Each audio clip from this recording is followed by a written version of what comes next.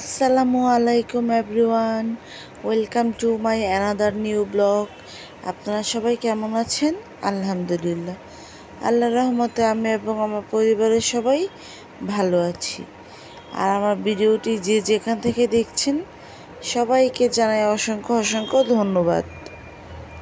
এই তো সেদিন আম্মু খিচুড়ি রান্না করেছিল বাসায়। তো খিচুড়িটা আম্মু খেসারির ডাল, তারপর আরও কয়েক রকমের ডাল দিয়ে রান্না করেছিল। তারপর গিয়ে আবার মুরগির পা, গিলা, কলিজা এগুলো দিয়ে আলু দিয়ে ভুনা ভুনা করেছে।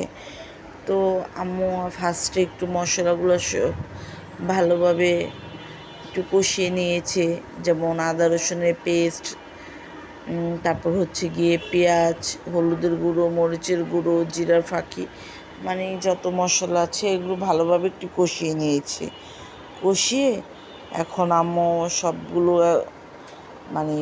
পা, তারপর গিয়ে গিলা, কলিজা মশলাগুলোর সাথে দিয়ে নিচ্ছে।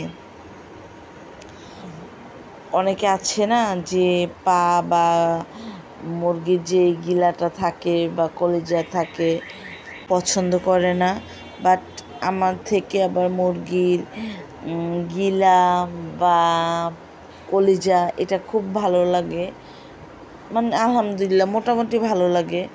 বাট পাটা তেমন একটা অনেক সময় ভালো লাগে না বা খেতে মন চায় না। পাটা ভালো লাগে, তেমন একটা না। তো আম্মু আবার এগুলো ভুনা করছে। আর ভুনা খিচুড়ি দিয়ে, যেমন ডিম ভুনা হোক বা মাংস, তারপর গিয়ে মুরগির পা বা গিলা, কলিজা এগুলো কিন্তু খেতে ভালো লাগে।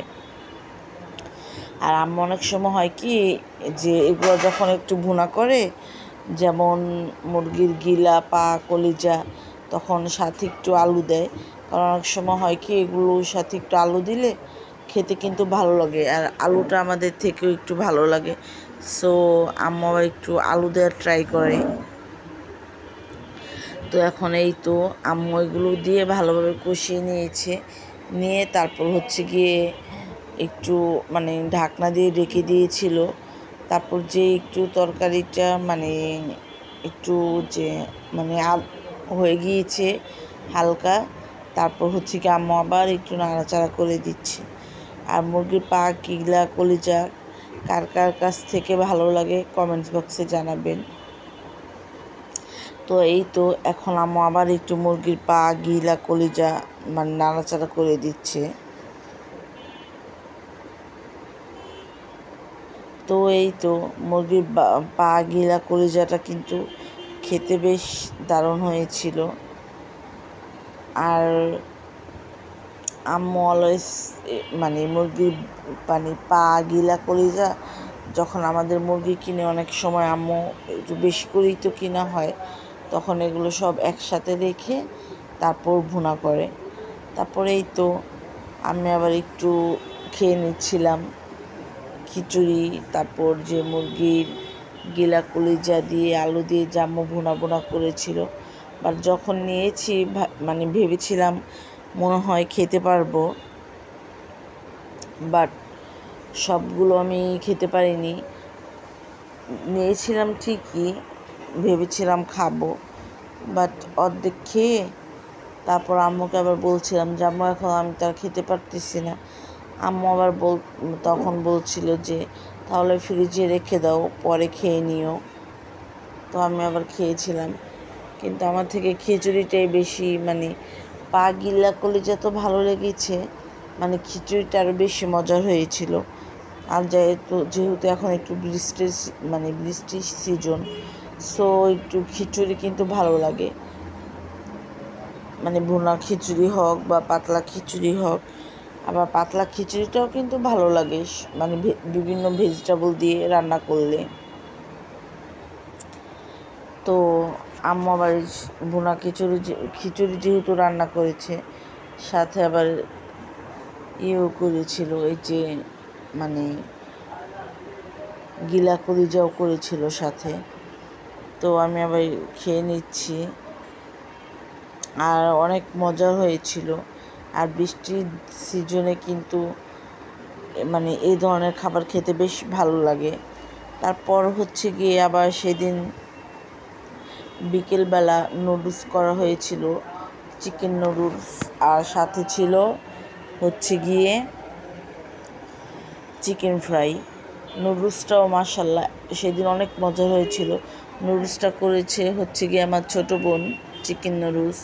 চিকেন নুডলসটা অনেক মজার ছিল, খেতে ভালো লেগেছে। আমরা প্রায় সময় রেস্টুরেন্ট স্টাইল বাসায় এইভাবে মানে বানিয়ে খাই, ভালো লাগে খেতে। তো আমরা আবার আমি আমার বোন একটু খেয়ে নিচ্ছিলাম বিকেল টাইমে। আর চিকেন ফ্রাইটাও খুব মজা হয়েছিল, একদম রেস্টুরেন্ট স্টাইল বানিয়েছিল, ভালোই লেগেছে ওভারঅল খেতে। আর প্লিজ কেউ ভিডিও টেনে দেখবেন না, আপনাদের সবার কাছে একটা বিশেষ অনুরোধ,